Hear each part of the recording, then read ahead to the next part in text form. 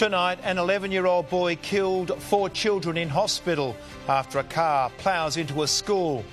No apology from our Premier over a report finding out trust was eroded by secrecy during COVID. Inside the debt-filled lifestyle of a Perth father accused of murdering his mum. The opposition's call for an inquiry into the PM's cosy relationship with Qantas. And a high-flying honour for a WA legend of the AFL. This is 9 News Perth with Michael Thomson. Good evening. In a tragic turn of events, a boy is dead and 4 children are in hospital, struck by a car that crashed into a schoolyard in Melbourne. A 40-year-old woman behind the wheel, tonight in custody. Students and staff at the primary school in shock.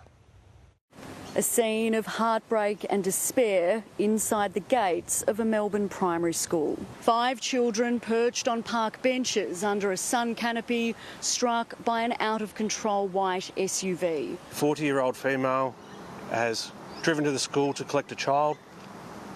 After collecting the child, she's performed a U-turn and collided into the fence of the school, crashing through the fence. The victims all taken to hospital. One didn't make it. A bit shaken, actually. Just heard all the sirens from home and we just live a street up, so yeah, very scary.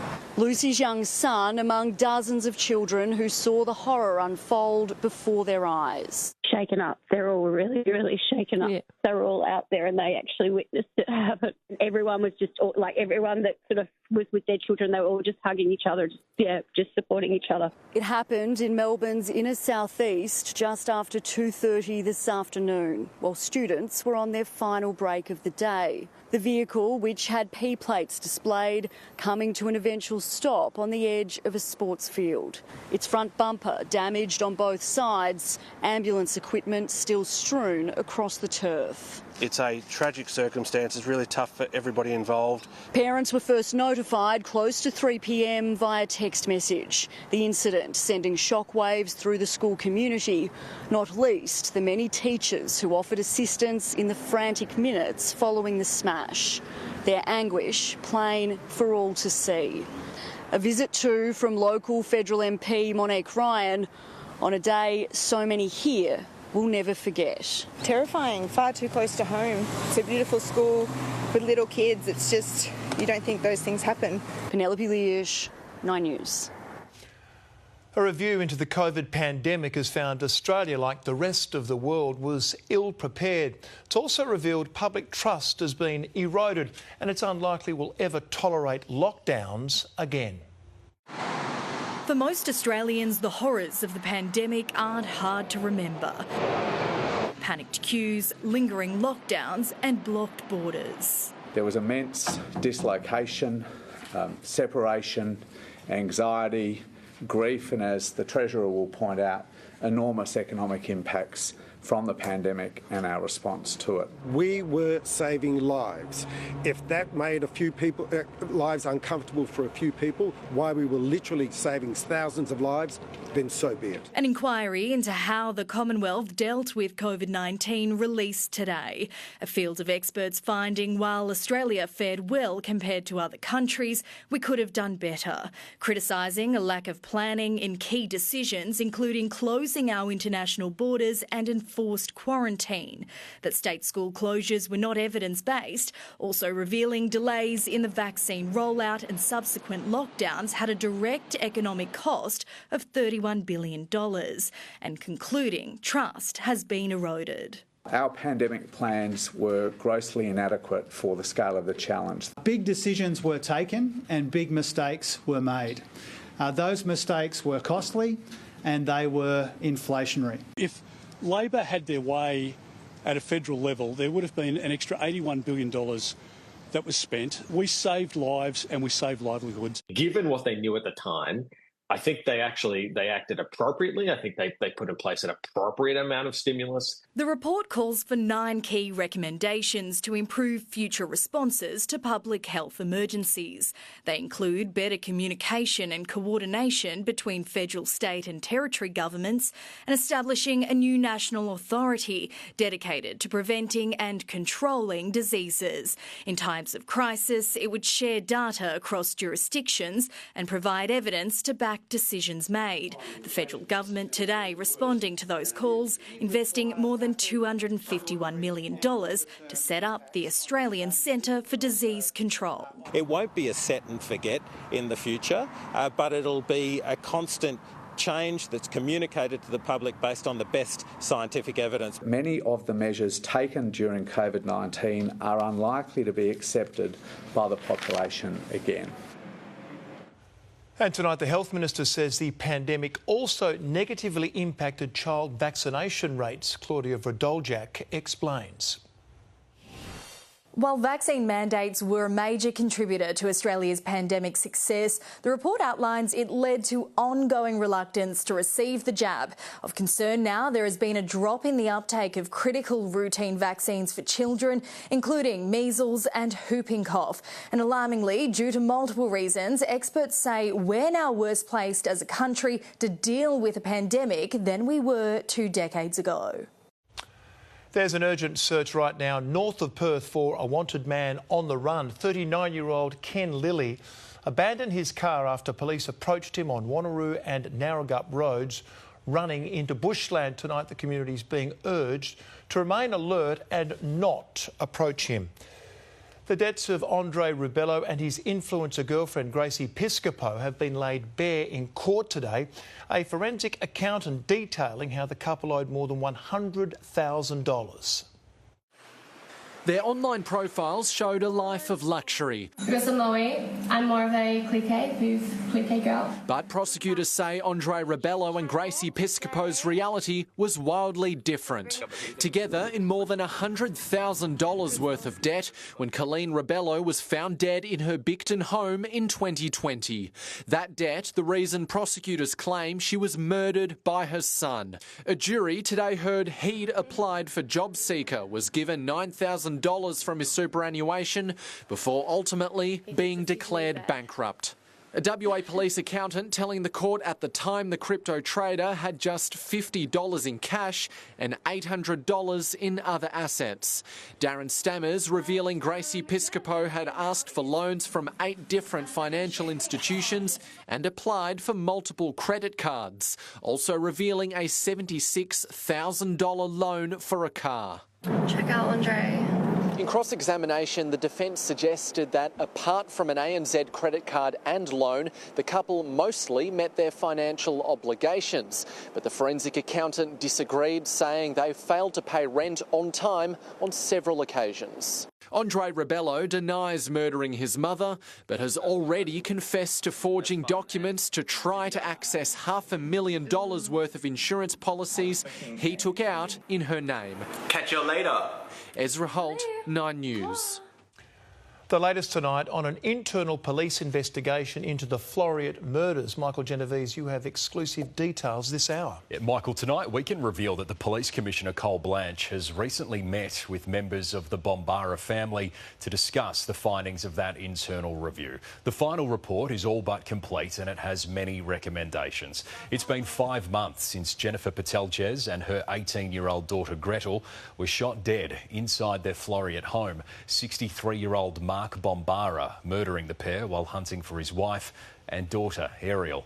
We understand this internal report will point to shortcomings in WA police systems and processes and highlight the need for better training for our officers. But Michael, no confirmation yet as to when this report will be made public.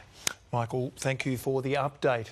A driver who killed a 21-year-old woman in a high-speed drug-fuelled crash has had her sentencing delayed due to a dispute of facts. Evie Lynn Butterworth's lawyers today claimed Abbey Rose Sheriff sideswiped her vehicle in the Baldivis crash last year.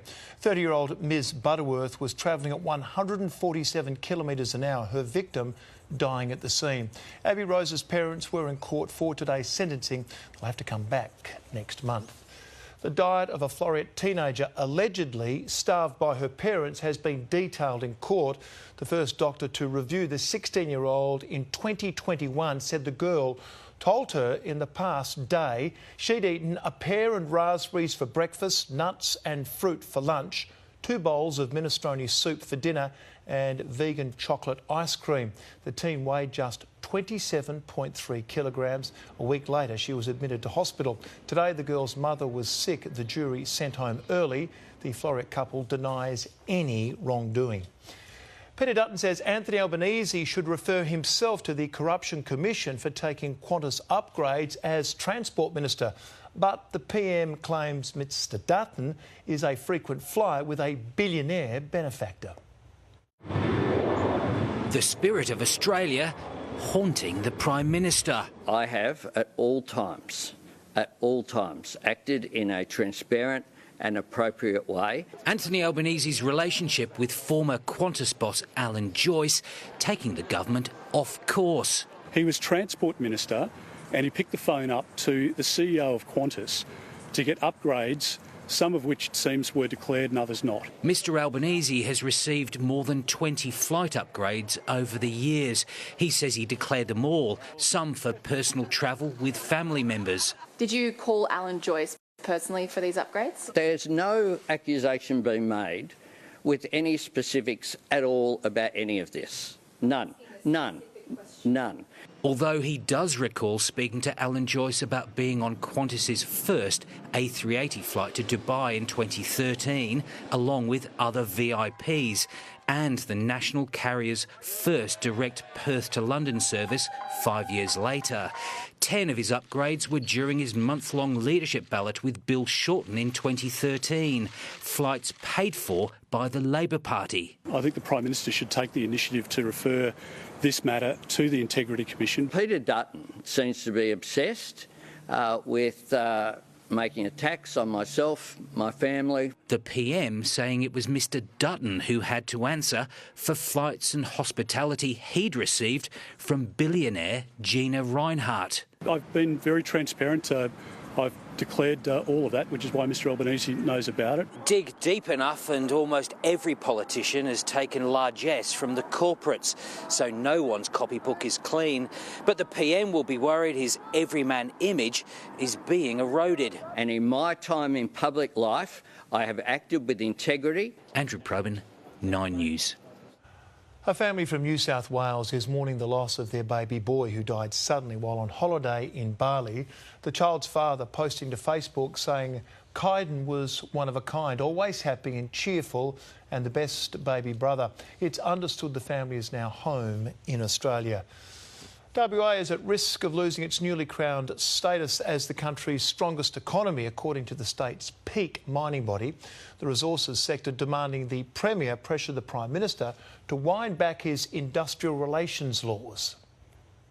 Roger Cook is a man of the unions, but borrowed a quote from Conservative royalty when speaking to mining giants. As John Howard famously once said, economic reform is never done. The Premier dodging a promise to lobby Anthony Albanese over industrial relations reform, like he did so successfully with environmental laws. We are asking for that continued advocacy, Premier, and to help Canberra to continue to understand the importance that we play to a national economy. WA's resources industry fears the IR reforms. They allow workers on different sites but doing the same job to now negotiate the same pay deal.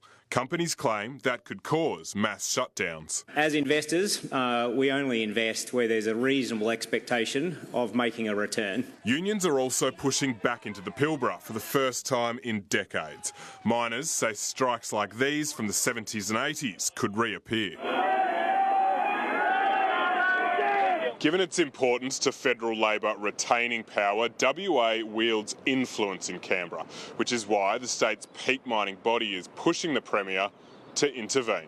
My job, regardless of who's in Canberra, is to make sure that Western Australia continues to benefit from good policy settings. He did promise no new taxes on the sector, keeping the room happy. Conor McGovern, 9 News. WA's Liberal leader Libby Mettam is calling for a royal commission into our state's health system if she's elected to Parliament next year. Ambulance ramping figures sparking the push, which have hit an all-time high for October. With 2 days left of the month, ambulances waiting outside our hospitals for more than 5,000 hours this month. Under Roger Cook, our health system is on life support during the largest boom in our state's history. It's absolutely a witch hunt. This is just another demonstration the Liberals have no idea about and no answers in relation to healthcare. Libby Mettam proposing a 12-month royal commission focusing on emergency department operations. The FBI has been called in after ballot boxes were set alight in 2 US states. It comes as the Trump campaign tries to distance itself from racist remarks made at his Madison Square Garden rally. The smouldering remains of hundreds of ballots. Drop boxes in Washington State and Oregon targeted by arsonists with electoral integrity under a cloud of smoke. We are modifying our ballot retrieval schedule. But early voting continued, the outgoing president queuing up like 41 million other Americans. Joseph Biden now voting. Casting his ballot for his 2IC early in Delaware. With 8 days on the clock, his predecessor's campaign was on the defensive after racist remarks against Latinos. There's literally a floating island of garbage in the middle of the ocean right now. Yeah. I think it's called Puerto Rico. We have to stop getting so offended at every little thing. Today, Donald Trump placed himself in the hands of God. We thank you that you've raised up a man, Donald J. Trump, hoping to firm up evangelical support. Religion is under threat in this country, serious threat. And in the state with the largest Arab American population, the vice president was faced with protesters. On the subject of Gaza, we all want this war to end as soon as possible. Kamala Harris and her running mate putting on a united front here in Michigan as America rounds the corner to an election where opinions and people are so divided. It angers me because I heard several comments about other races and other countries, which is not fair. Well, it's incredibly important that we get this right. In Ann Arbor, Michigan, Lauren Tomasi, 9 News. An international human rights lawyer who helped free Julian Assange is now working on the case of Perth grandmother Donna Nelson, the 58-year-old detained in Japan last year after allegedly trying to smuggle drugs into the country. Her family claims she fell victim to an online romance scam. We're concerned about what the trial will look like. The Australian government will be present and monitoring the trial, which is very important. We will be monitoring the trial closely from Australia to ensure that Donna's rights are being properly protected. Donna Nelson's trial is set down for next month. One of WA's elite AFL players is set to be inducted into the WA Sporting Hall of Champions, and as luck would have it, he happens to be right here with us. Matthew Pavlich, congratulations.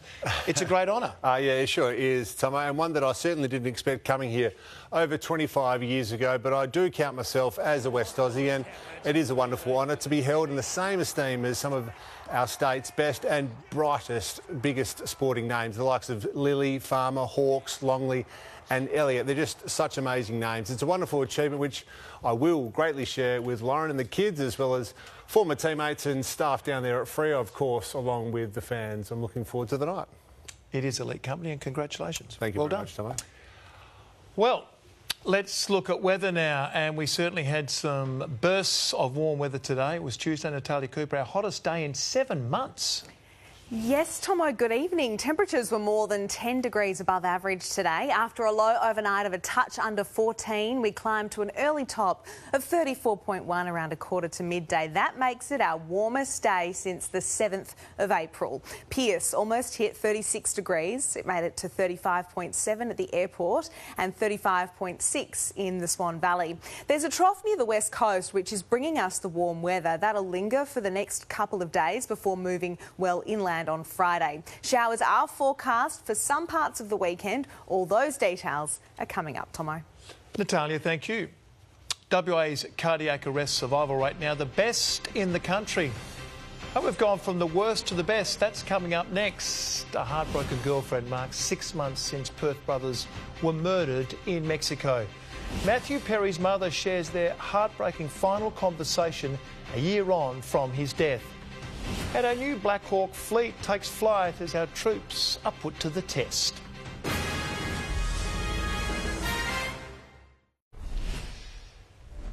Six months on from the Mexico murders of Sorrento brothers Callum and Jake Robinson, the American partner of Callum has paid tribute on social media, posting photos with the brothers' parents, Martin and Deborah, and writing, "6 months without you, miss you endlessly." Former lacrosse teammates of Callum also forming a heart to remember the 33-year-old at the Hawaii lacrosse tournament in Hawaii. Survival rates of West Aussies who suffer heart attacks are the highest in the country and the 4th best in the world. New data from St John Ambulance finds 142 patients survived a cardiac arrest last year, up 11% on the year before, and the highest result in 5 years. The improvement in survival rates put down to defibrillator access and more West Aussies learning first aid. It has been a year since Matthew Perry, the actor who brought Friends character Chandler Bing to life, died at his Californian home. His family now giving its first interview, his heartbroken mother revealing their final conversation. On television, he was everyone's friend. Should we get some coffee? Sure. Where?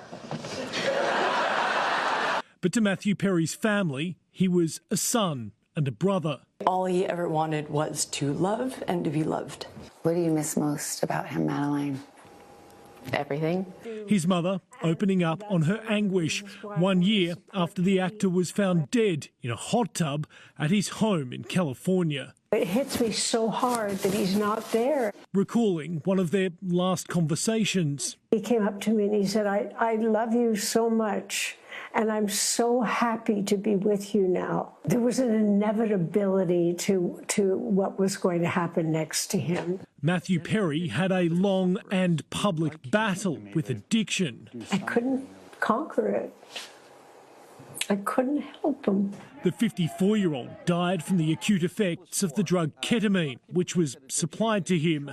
Doctors and a Los Angeles drug dealer known as the Ketamine Queen have been charged. What do you think about the fact that there has been some accountability there? I'm thrilled. Co-star Jennifer Aniston also shared a tribute today. His family now runs a foundation in Matthew's name, helping others face their demons. If it doesn't stop, we're going to lose so many million people. In the United States, Jonathan Kersley, 9 News.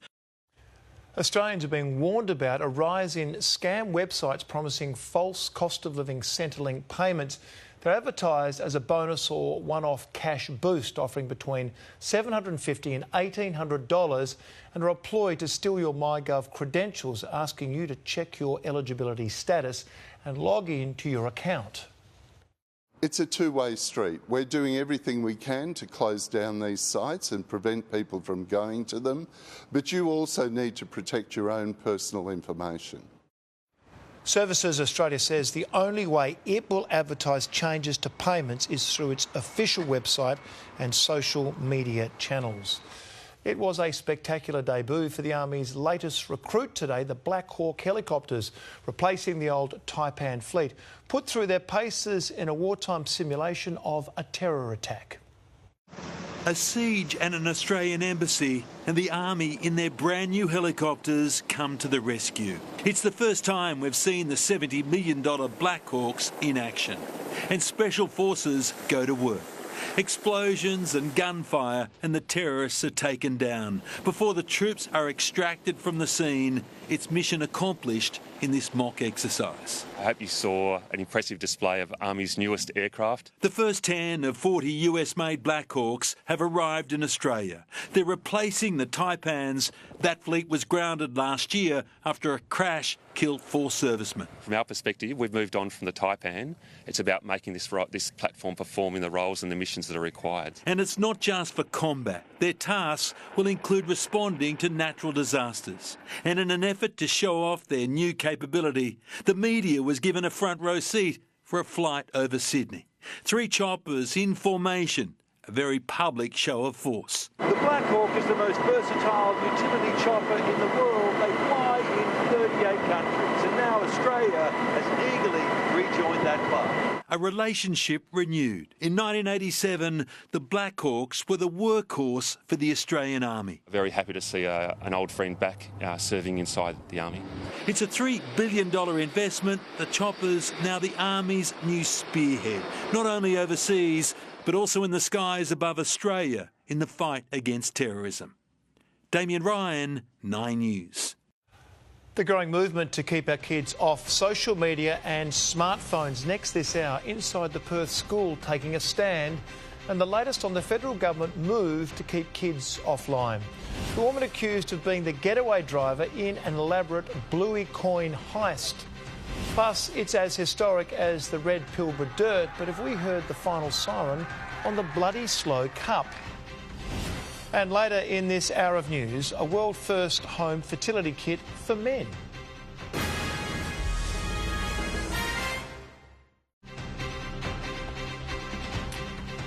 Australia will be the first country in the world to ban social media for kids if the federal government goes ahead with a nationwide minimum age. But one of Perth's elite boys' schools is charging ahead regardless, prohibiting smartphones for students under 13 to get them off social media. It's a new school policy that has parents breathing a sigh of relief. Elite private boys' school Hale taking a bold step to stop young kids getting on social media. Personally, I am relieved. I think long term, the result for our kids here is going to be absolutely appreciated by them as well. From next year, Year 7 students and under won't be allowed to have a smartphone at school. For Mum Clara, she says the blanket ban removes peer pressure for her son to have one. Not having it at school, he was really positive about that. I think he was leaning into it and understanding the long-term benefits. And as a 12-year-old, I thought that was pretty good, actually. It's hoped banning smartphones will reduce kids' access to social media. Of course, you can access social media on other devices, but it's pretty clear that phones are the main access point for young people these days. If necessary, children can have a dumb phone without internet or apps. It's not a ban, it's a delay. There is a place for technology and social media, just not when they're 10 or 11 years old. The move's got experts excited. I applaud their bravery. I really do. There is so much compelling peer-reviewed evidence about the potential dangers of social media to young people. The harm on young healthy brains even being compared to the public health crisis caused by smoking. Problems with sleep, problems with mental health, taking risks they wouldn't otherwise take, challenges with socialising as well. But not everyone is on board. And how I want to communicate with my kids is my business.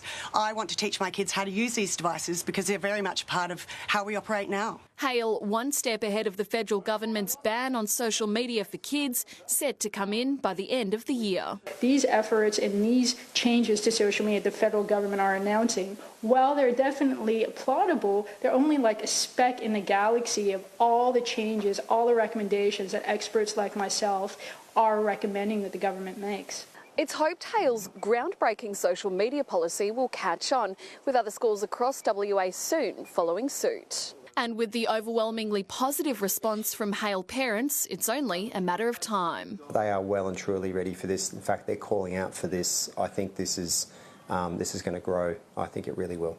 Yvonne Ardley, 9 News. A third person has been charged over the alleged theft of tens of thousands of Bluey coins. The 27-year-old woman arrested at a property in Sydney's southwest, accused of being the getaway driver. Police allege the limited edition currency was stolen from a warehouse in July of this year. The final siren is sounding on an iconic commemorative rugby game in the Pilbara.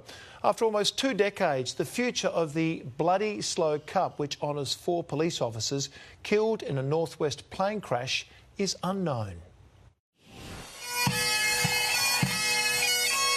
1,200 kilometres north of Perth, a rugby match that defies distance. Newman the stage for the Bloody Slow Cup. Fierce rivals New Zealand against Australia. Played with passion for a good cause. The annual event created in honour of 4 police officers who died in a plane crash east of Newman in January 2001. Donald Everett, Philip Ruland, David Dewar and Gavin Capes on board the aircraft, returning from a disturbance that fatal night. In 2001 on Australia Day, WA Police suffered one of the worst, or the worst at the time, loss of life ever. The weekend's match, its 20th in a row, but also the final time in Newman. What would it mean to win the last one? Oh, everything, mate. Kiwis, being the Aussies, can't get better than that, eh? Bittersweet for the thousands of fans. It's the best time of the year because everybody gets together. Brings the community together. New Zealand versus Australia, it's always good. These guys aren't all not professionals, so it's always good to watch. Every year, authorities travel to the Pilbara town alongside the Police Minister, Newman community and families of the 4 men, remembering the fallen officers. I always say we come up here and have beers and tears. There's a core group of guys that have been coming for a long time, and there's still a core group of people who we've met over the years. There's a lot of work involved in this, and it's just beautiful the way they do it. The plane they were flying in is buried where it crashed, the site of an annual service, where special bonds are rekindled. They're still suffering just as much as they did on the first day. They've lost a loved one. We've lost members of our Blue family.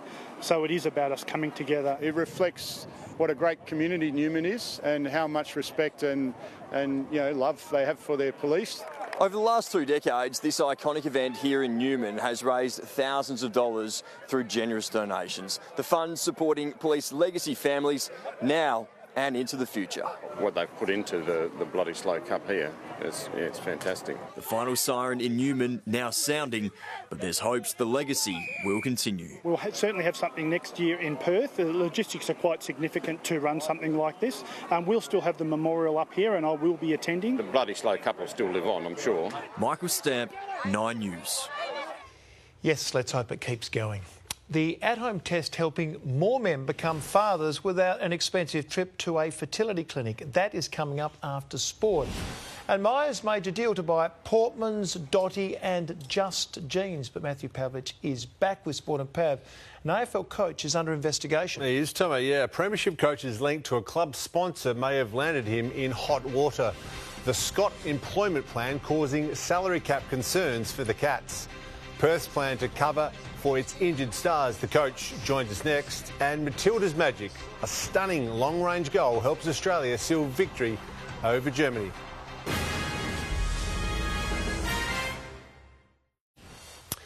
Well, the AFL is investigating Chris Scott's relationship with the Cats sponsor. Live now to Erin Harwood. And Erin, what can you tell us about Scott's new job title? Pav, only last week the Geelong coach was unveiled as Morris Finance's Chief of Leadership and Performance, which has led to the AFL investigating whether Scott's ties to the business have any impact on the club's soft cap or whether they're unrelated. Meantime, West Coast recruit Liam Baker has shared a message to fans. Just want to say I'm super stoked to join the club. Can't wait to get over to Perth, meet a few of the boys, get stuck into training and get ready for a big year for us. So too, former Eagle Tom Barrass showing off his new Hawks colours. Pav, it comes as 9 News understands the Dockers plan to use all of their draft picks this year rather than sign delisted free agents Quinton Narkle and Jack Carroll. The update. Well, the Perth Wildcats are back on the winners list after toppling the Sydney Kings. Coach John Rillie joins me now. John, thanks for your time. Well, no Bryce, no worries, with Keanu Pinder starring with 34 points. How impressed were you with the overall team effort? Yeah, great team effort, but as you know, when a superstar goes out, you need guys to lift, and Keanu certainly showed that with his accumulation of points on the night. He was great. Ty Webster, though, missed the game. Sideline, of course, with that adductor injury. Will he play this week? Yeah, Ty's certainly trending in the right direction, practising, so hopefully he will join the rest of his teammates this Friday night. That's good news. What about Bryce Cotton's rib injury? Can we finally put a timeline on his return? I can tell you, Pav, progress has been made. OK, well, does that mean he's likely to play this Friday night? we'll see progress. Oh, OK, progress is good. It is a big game, of course, against the Illawarra Hawks there on top of the ladder. The game's at RAC Arena. What do you have to do to beat them? Yeah, look, like we did against Kings, our defensive pressure and then rebounding. When we're not shooting at the level we like, if we can offensive rebound at that level, you just create opportunities. And the pressure mounted, and we need to do the same thing this week against the high-flying Hawks. High-flying Hawks. Let's hope Bryce is back as well as Webster. John, thanks for your time. All the best this week. Cheers, Pav. To racing, and a week out from the Melbourne Cup, and trainer Chris Waller is yet to decide if favourite Via Sistina will back up her Clocks Plate victory. Much further down the Cup market is a Kiwi hope trained by Sean Ritchie, who has fond memories of the day he and his mate conquered the carnival. While the big stables like Waller and Waterhouse tend to be the Flemington focus, over in the visitor stables, this New Zealander is primed to cause a possible upset. He's a big baby, this one, isn't he? He is. He's a bit of a sweetheart. I don't think stress is going to be his biggest problem on Tuesday. The horse is Mahajan. His trainer, Sean Ritchie. And while glory on Cup Day is the stuff of dreams, Ritchie has already lived a spring carnival dream. Bone Crusher the outside, and Bone Crusher races into equine immortality. That Cox Plate in 1986 is still regarded as the race of the century, and Ritchie was there front and centre as Bone Crusher's strapper and best mate. What are your memories of that day at Moonee Valley? Is it a blur, or you remember it all vividly? No, I remember it pretty well. You know, probably just that little bit too young to really appreciate what a fantastic horse he was, and that we were a part of something so special on that occasion. Bone Crusher passed away in 2015. He lived to be 30. Now it's Mahajan's turn to become a Kiwi poster boy. He's won a couple of cups in New Zealand, but this is a big step up. We struggle to have illusions of grandeur, but he's deserved a spot in the race. He's a solid 2-miler. You know, if we can, we're just happy to be part of the day. And look, if he can perform to his best, then we've done the best job we can possibly do. It's very hard to get another Bone Crusher. As another New Zealander proved in 1983, nothing is impossible on that Tuesday. Kiwi will beat them all. It's come from last. Kiwi's won the Melbourne Cup. Sean Ritchie already has a plate. Maybe it's time for a cup. Tony Jones, 9 News. Diamonds captain Liz Watson admits the team is hurting after 3 straight losses to arch-rival New Zealand, with the Aussies vowing to turn the tables and finish the series with a bang. I think that's probably the most disappointing thing is a loss, but the way we're losing, the scoreboard, having 3 in a row as well. The Diamonds take on the Silver Ferns in Melbourne tomorrow afternoon. Well, it was always going to take something special for the Matildas to beat Olympic bronze medalists Germany, and Kyra Cooney-Cross certainly delivered. It was her first goal for her country, and isn't it one to remember? The long-range strike sparking Australia's comeback, going on to claim an impressive 2-1 win. I think it restores confidence again. It restores confidence in individual players. It restores confidence in the team, and it brings that belief back. It's the first time the Matildas have beaten Germany in 19 years. And just 9 games into the Premier League season, Manchester United has sacked its coach-manager. Erik ten Hag axed 18 months into his tenure. The Red Devils off to their worst start in a season in 35 years. In 14th with only 3 wins. Ten Hag's dismissal coming 24 hours after a 2-1 defeat to West Ham. Ruud van Nistelrooy will be interim manager. Not ideal for United fans, but Van Nistelrooy is a famous name there at United. He was an absolute star for Manchester United. Let's hope they can get up the ladder, but not overtake Liverpool. That's right. Matthew, I'm with you on that. Thank you. A world-first at-home fertility test for men. Those details next. A popular fitness app exposing the confidential whereabouts of world leaders. And Natalia's back. And Natalia, this heat to continue for the rest of the week. Yes, Tomo, a warm few days ahead, but the weekend will be cooler with possible showers. Those details are coming up.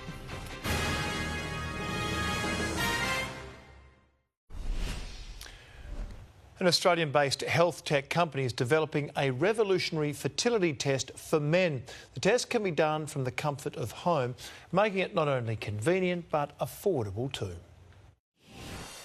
John Bamborough and his wife Gigi always wanted a family, and thanks to IVF they have 2 beautiful children. But the process wasn't always easy, especially when it came to testing John's fertility. It's pretty horrible, really. They'll send you to this room, designated room inside the hospital, and you basically go through a waiting lobby where other people are sitting, and they basically all know where you're going and what you're doing. Now there's a way it can be done from the comfort of your home through the Sapien test kit. A patient can collect a sample at their own convenience before mailing it to a lab. The kit in itself is a collection jar. It contains a proprietary stabilisation medium. What it effectively does is increase the viability of sperm samples from its traditional 1 hour all the way to 3 days. And it's the fraction of a cost of an in-clinic option. If you're buying at retail, it's $149. If you come through one of our healthcare practitioner partners and they make a referral for you, you could get a rebate of up to $45 on the test kit.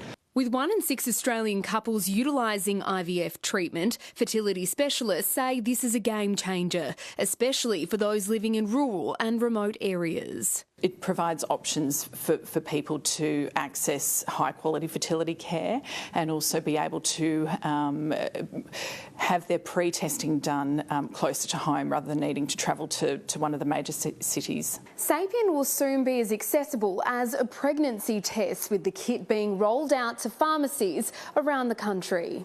Makes it really easy for men to access IVF with their partner for the lowest price possible and still get the highest accuracy rates. This test may not be suitable for a small number of patients with existing medical conditions. Isabel Quinlan, 9 News. Myer has bought billionaire Solomon Lew's clothing brands in a mega deal for the department store. Here's Dougal Beattie. Just Jeans, JJ's, Portman's, Dotty and Jackie E are some of the brands Myer has bought from Premier Investments for $950 million. It will also give the billionaire owner of the company, Solomon Lew, a seat on the board of the department store. Shares in Premier surged 10%, while Myer dipped after initially rallying 7%. Elsewhere, it was a steady day on the share market, up 0.3%. Despite the media storm surrounding the Prime Minister's Qantas flights, the airline hit a record high.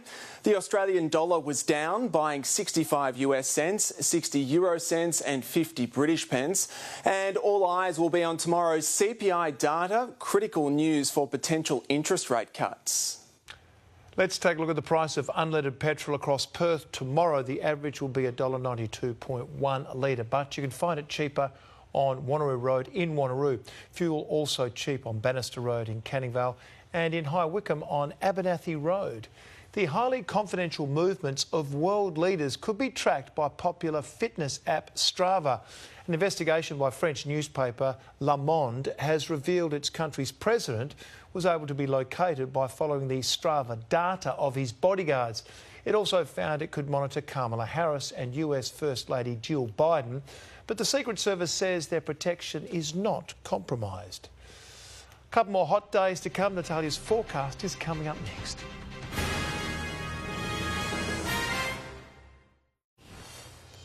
Welcome back. A summery one today, our warmest day in 7 months. The last time it was this hot was back in early April.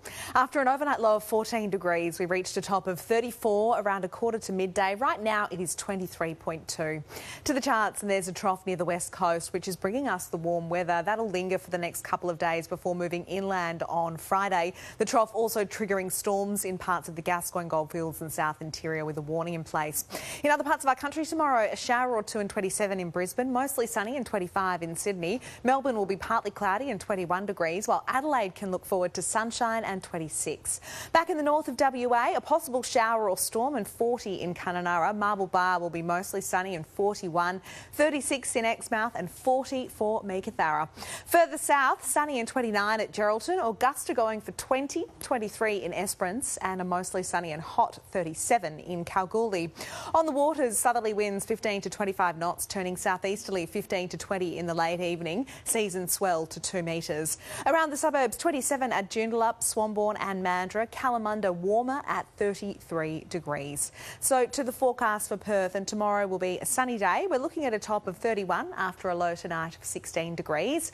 Looking further ahead, and Thursday will be a warm one. More blue skies and 33 degrees. The trough will move inland on Friday, so it will cool off to 28. A weak cold front could bring us a couple of millimetres of rain in the early hours of Saturday, 22 the top, partly cloudy and 21 on Sunday. Monday will be partly cloudy too, with a maximum of 23 degrees. And on Tuesday, we could get a shower or two, heading for a top of 24 degrees. Nights as cool as 11 and as warm as 17. And that right there is a very spring-like forecast. It is 4 seasons in 1 week. Natalia, thank you. And that is 9 News for this Tuesday, October 29. Thanks for your company. Current Affairs next. Enjoy your evening. Good night.